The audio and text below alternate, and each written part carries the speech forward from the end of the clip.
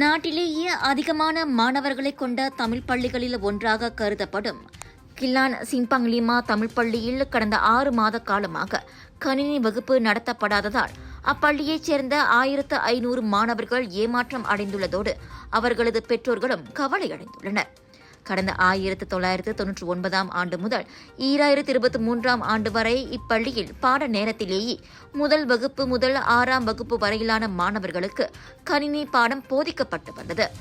ஆனால் இனி பாட நேரத்திலேயே கணினி வகுப்பு நடத்தக்கூடாது என கில்லான் மாவட்ட கல்வி அலுவலகம் மற்றும் ஸ்லாங்கோர் கல்வித்துறையின் உத்தரவினால் இவ்வாண்டு தொடக்கத்திலிருந்து சிம்பங் லிமா தமிழ் பள்ளியில் கணினி வகுப்பு நடத்தப்பட முடியாமல் இருக்கிறது.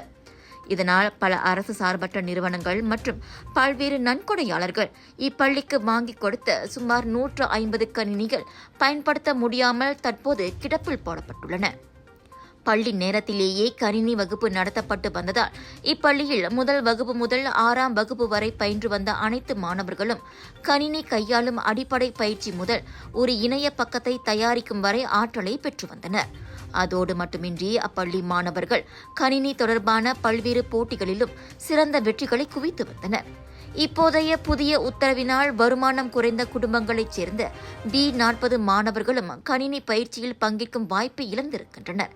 தகவல் தொழில்நுட்பம் முதல் செயற்கை நுண்ணறிவு உட்பட கணினி துறையில் பல்வேறு நிபுணத்துவத்தை தமது மாணவர்கள் பெற வேண்டும் என பிரதமர் டத்தோஸ்ரீ அன்வார் இப்ராஹிம் தலைமையிலான மடானி அரசாங்கம் ஊக்குவித்து வரும் இவ்வேளையில் கில்லான் மாவட்ட கல்வி அலுவலகம் மற்றும் ஸ்லாங்கோர் கல்வித்துறையின் உத்தரவினால் சிம்பங் லிமா மாணவர்களுக்கு பின்னடைவு ஏற்பட்டுள்ளதாக அப்பள்ளியின் கணினி நடவடிக்கை குழுவிற்கான தலைவர் நாகராஜா சின்னையா வணக்க மலேசியாவிடம் தெரிவித்தார்.